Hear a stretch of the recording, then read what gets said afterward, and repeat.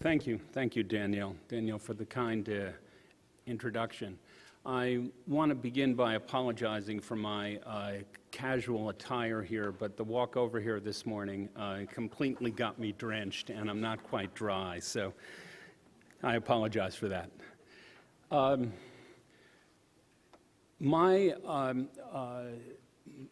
My charge for the talk this morning was to provide an overview of the way that the brain and the gut communicate and how signals that are generated by the presence of food in the gastrointestinal tract provide various kinds of feedback to the brain on what the nutrient contents are, what the character is, what the volume is, and how these can then change ongoing food intake, whether in the meal that the nutrients were provided or having consequences beyond what the individual meal is. So to provide an overview for what the talk is going to be, I'm going to start out by talking about what the neural innervation of the gastrointestinal tract is, and contrast what the intrinsic innervation is from what the extrinsic innervation.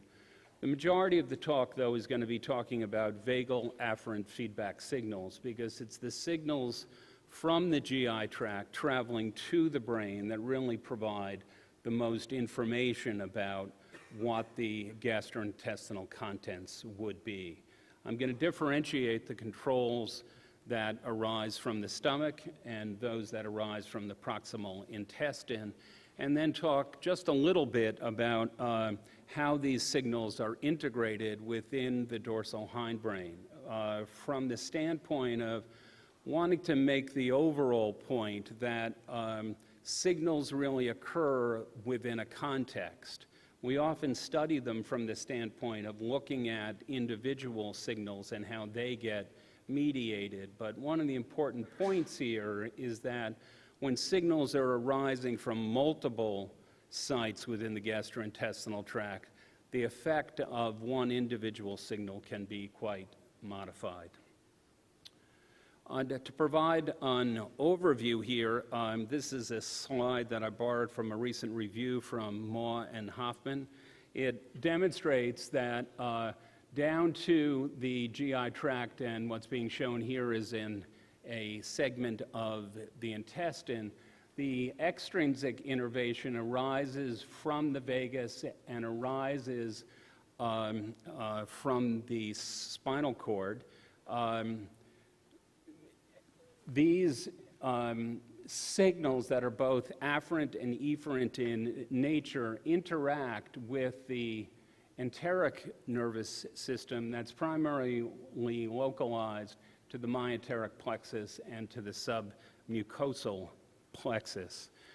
There are multiple interactions among these systems that coordinate overall GI function, changing what the gastrointestinal states are in response to the nutrient presence, and then provide feedback signals to the brain. The enteric nervous system plays a variety of roles in that it contributes to overall gastrointestinal motility, nutrient handling, gastric acid secretion, and other functions within the gastrointestinal tract. One of the important points here is that this nervous system can operate really in isolation. It's not completely dependent upon what the extrinsic input is. When you've got a denervated gastrointestinal tract, from the standpoint of cutting what the vagal inputs are and what the spinal inputs are, many of the functions that the enteric nervous system can play in regulating overall GI function do continue. Maybe not in the normal coordinated way, but there is ongoing activity. From a standpoint of what the anatomy is, what's being shown here are various layers of the intestine and where the enteric neurons are located here. So the myenteric plexus is located in a layer between the longitudinal and the circular muscles that are involved in various kinds of propulsive activity within the intestine. And then the submucosal plexus is located between the muscularis mucosa and the deep muscular plexus. These are networks of cells that extend through the gastrointestinal tract. These intrinsic neurons can be activated in response to the presence of nutrients within the gastrointestinal tract. What I'm showing here is nutrient-induced CFOS activation. CFOS is a marker of neural activity that you can stain for. And so these various black dots located along what these neural pathways are demonstrate that in response to putting nutrients in the intestine, the enteric nervous system becomes activated. There is evidence that this activation is somewhat nutrient specific. So if you put one kind of nutrient into the intestine, you get one pattern of activity, and a different nutrient can produce a different pattern. These neurons can also be activated by extrinsic activity, so stimulating vagal efferent fibers that are innervating the intestine can produce the same kind of CFOS activation, raising questions about whether the effects of nutrients are completely a local phenomena or depend in part on signals going back to the brain that were stimulated by the nutrient presence and then signaling back to the gastrointestinal tract to stimulate what these intrinsic neural fibers are. One of the things that I want to point out is that while this kind of activation can be demonstrated under a variety of circumstances, whether this activation plays a role in regulating food intake has yet to be demonstrated. So we know that this activation takes place. We know that in response to it, it changes overall GI function, but whether it's playing a primary role as feedback for controlling food intake has really yet to be demonstrated. What I really want to talk about the most is what the vagal afferents and efferents are doing in both regulating GI function and providing important feedback to the brain on what the nutrient presence is in the various gastrointestinal segments. So the major extrinsic innervation comes from the vagus and comes from the spinal cord. Spinal afferents seem to play more of a role in mediating gastrointestinal pain than in providing feedback to the brain about what the nutrient contents are. So what I'm going to go forward with from here is really talking about the role that the vagus plays, focusing initially on what the afferent signaling is, and then talking a little bit about what role the vagal efferents can play. Work from Hans-Rudi Berthoud and his colleagues has really been instrumental in giving us an understanding of what the overall vagal afferent innervation is to the various GI segments. And what he's demonstrated so elegantly is that there are a variety of different types of vagal afferent endings that probably are providing different kinds of information back to the brain. One of them on your right here is what he termed an intramuscular array. So coming from a single vagal fiber here, there are many branches that lay in series with what the muscle fibers are. From a functional standpoint, it's been hypothesized and now pretty well demonstrated that these are measuring what the stretch is. So as a stomach begins to get filled or as food enters the small intestine, the presence of that food causes a stretch in the surrounding muscle fibers, and that produces activation in these vagal afferents that is then transmitted back to the brain.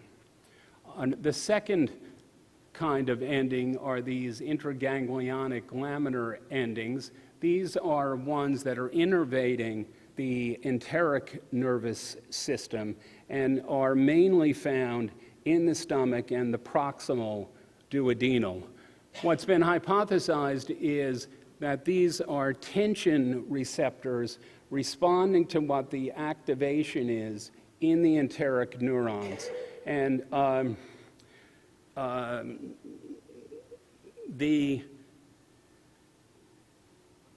difference between measuring stretch and measuring tension can be a little confusing.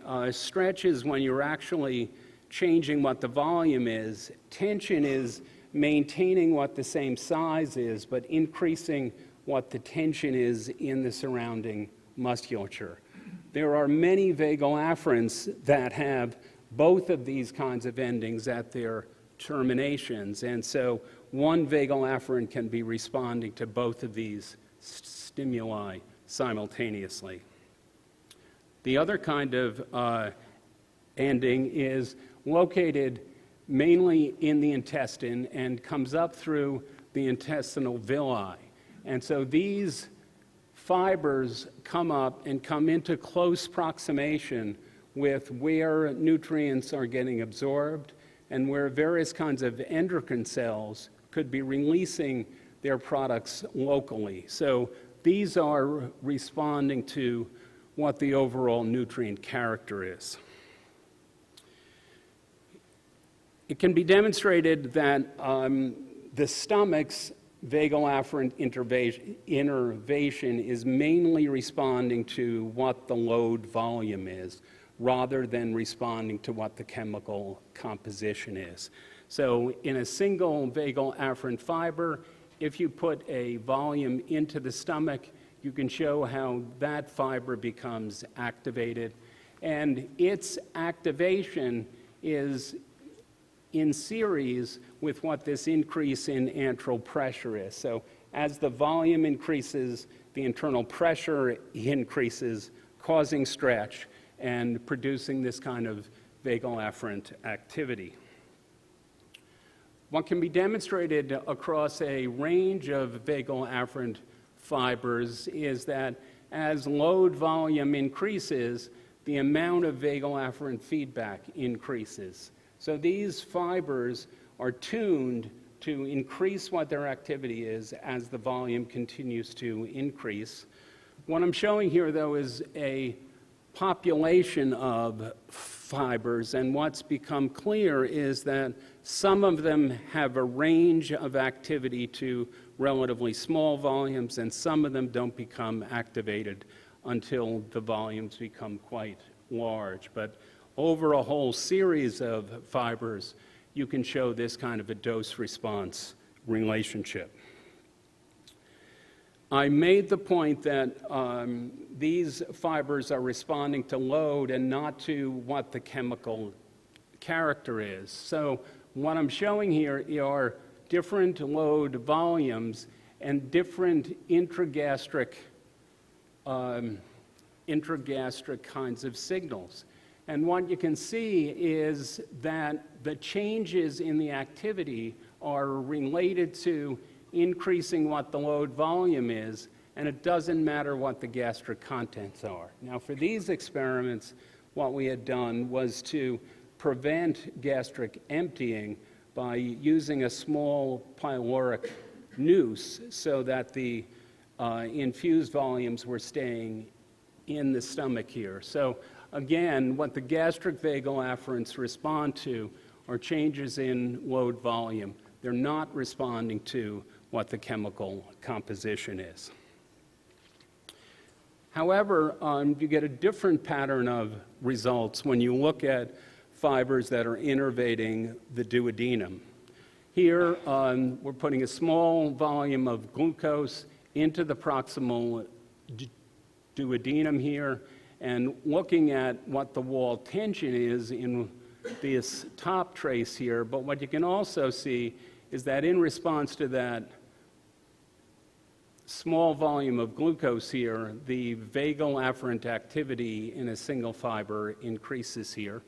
And when you look at a population of fibers and look at physiological saline compared to glucose compared to a protein, you get different amounts of activity depending upon what you're putting into the intestine. And as the concentration or the caloric character of these increases, the amount of activity in these fibers continues to increase. The other thing that I told you previously was that the gastric fibers are responding to gastric load, but when you put nutrients into the duodenum and you're measuring the activity from a gastric vagal afferent, in response to this nutrient activity in the intestine, you also get increased activity in the fibers innervating the stomach. Now, whether this is because you're stimulating a vagovagal reflex so that the activity here is going to the hindbrain and changing what the nature of the stomach is, and in that way producing this kind of activity, or whether it's due to a peptide that's being released in response to the glucose in the small intestine and circulating, and in that way activating these fibers, really can't be distinguished from these kinds of experiments. That really introduces the whole topic of gut peptide signaling. We know that the gastrointestinal tract changes its release of a variety of peptides in response to nutrient presence. Many of these play feedback roles to the brain, and in that way change what the ongoing food intake is. You're going to be hearing a lot more about this topic from Bob Ritter when he gives his talk later this morning. What I'm, though, going to concentrate on is what role some of these peptides might be playing in mediating the response between the presence of nutrients in the intestine and the kind of vagal afferent activity that I demonstrated. Peptides released from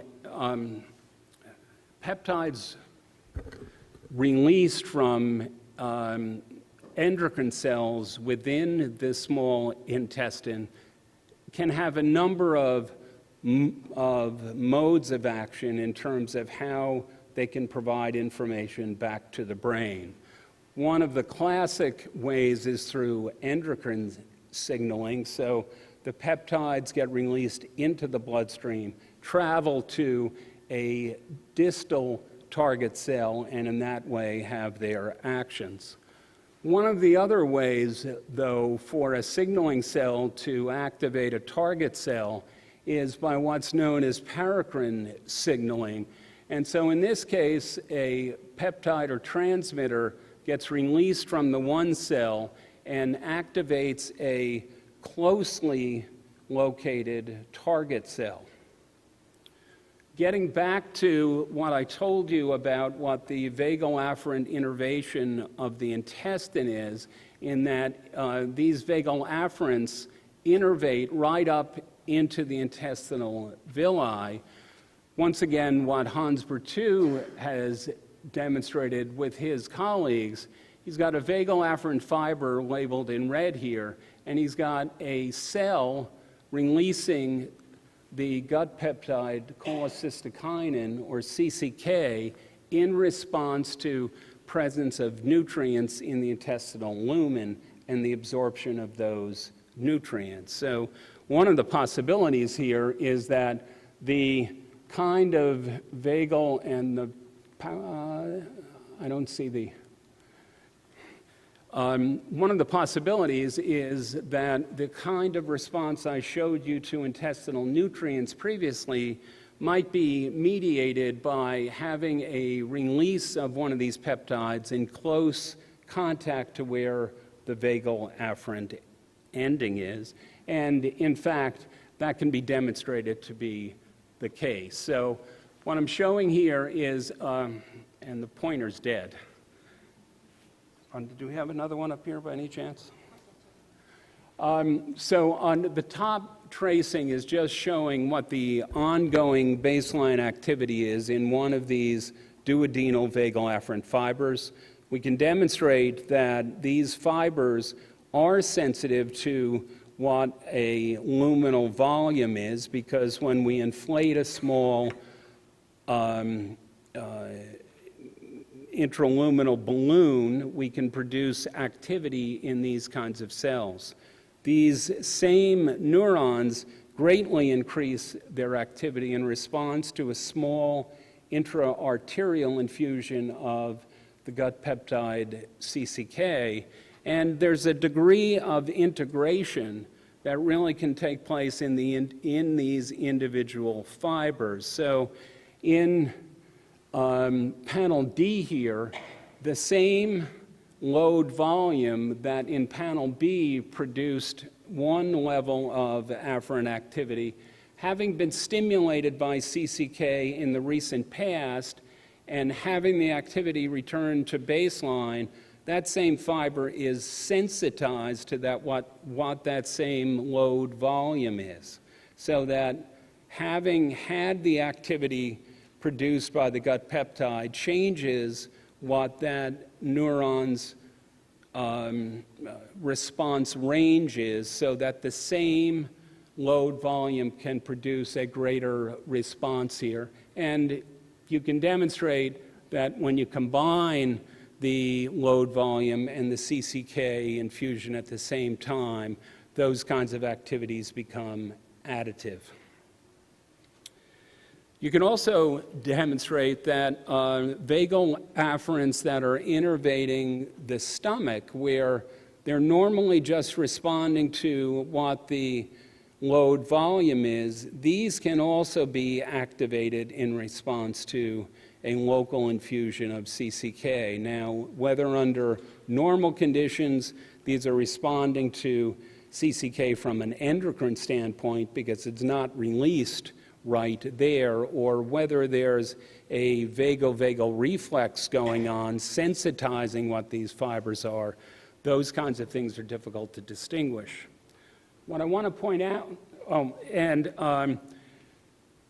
you can demonstrate that when you combine different load volumes and different doses of cholecystokinin, in the absence of CCK, you get this same kind of a dose-related increase when you have a small subthreshold dose of CCK that by itself is not sufficient to produce activation, but you combine it with load volumes, you are getting a greater response here. The same kind of a sensitization phenomena that I talked about.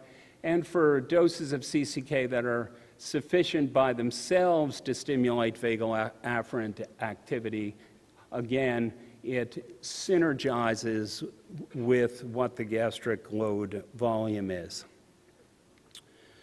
One of the things that I mentioned previously was the possibility of some of these responses being mediated by vagal-vagal reflexes. So one of the things to keep in mind is that the vagus is both a sensory and a motor nerve.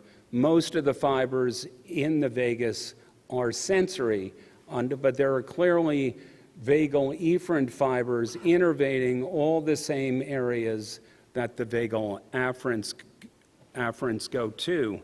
And it's clear from looking at what the antral pressure tracings here are. So when we give a gastric volume here, the activity is time to what this increase in intraluminal pressure is. When we produce the same kind of activation by CCK, we're not just producing the same kinds of a pressure change. In fact, what's happening here is this activity in the afferent is stimulating vagal efferents and actually causing a gastric accommodation response or relaxing the stomach here, so that rather than increasing the antral pressure like you do with an intraluminal load, you're relaxing it here. But even with that relaxation, combining these kinds of stimuli, you get a synergistic response. Just from a functional standpoint, to talk about it quickly, what can be demonstrated is that the actions of CCK to reduce food intake depend upon an intact vagus. So an afferent vagotomy here completely prevents the ability of CCK to reduce food intake. And that can have greater functional consequences. So what I'm showing here is meal patterns in rats who are consuming a liquid diet here. They're spacing out meals across time here. When you do the same kind of experiment when the afferent vagus has been cut, the meal patterns change. So meal size increases. So they don't have the same kind of feedback to terminate meals at the normal time point. The final thing that I want to talk about is how these signals come back to the brain and where they come. So the vagus comes up and comes into the brain within the caudal medulla, and the vagal afferents come into the nucleus of the solitary tract here, and the vagal efferents come into the dorsal motor nucleus. These structures are immediately adjacent to each other, which allows for some of these vago-vagal reflexes really to take place. There's a lot of crosstalk between the NTS and the dorsal motor nucleus. So incoming information into the NTS can change the activity of the vagal efferent cell bodies located in the dorsal motor nucleus here and underlie some of the changes that we've talked about in terms of the way that vagal-vagal reflexes can be working. What can be demonstrated, again, using CFOS as a neuronal marker, and I'm just kind of demonstrating this to get to the next slides here, things like CCK or a variety of stimuli in the gastrointestinal tract can be demonstrated to activate neurons within the nucleus of the solitary tract here. One of the things about this nucleus is, from a caudal rostral standpoint, there is a rough viscerotopic representation. So as you go from the caudal aspects here, these are the ones that are arising from the intestine. There's another population arising from the liver, a population arising from the stomach, and then within the rostral NTS, that's receiving information from the oral cavity about taste. And so inputs from these various layers of the vagus and from taste nerves arising from the oral cavity are really in close approximation here. One of the kinds of experiments that we had done a number of years ago was to look at the whole idea of whether studying signals from an individual standpoint, isolating one compartment and stimulating it, was providing us with the kind of information that would normally be occurring during a meal when all of these components are being stimulated in sequence and frequently simultaneously. So what I'm going to be showing you in just a few slides here is what the CFOS activation is as you go from the caudal or the intestinal aspects of the NTS into the stomach and then gradually getting into the taste areas here. And what I'm showing here is the kind of difference in the activation pattern that gets produced in a real feeding situation compared to a sham feeding situation. Now, sham feeding was a paradigm originally laid out by Pavlov, but really studied in great detail by Jerry Smith from the Bourne Laboratory. What happens there is the animals consume a liquid diet. It goes down through the esophagus and immediately drains out from the stomach. So what you're doing is you're eliminating what the gastric stretch is, and you're eliminating what the intestinal stimulation is.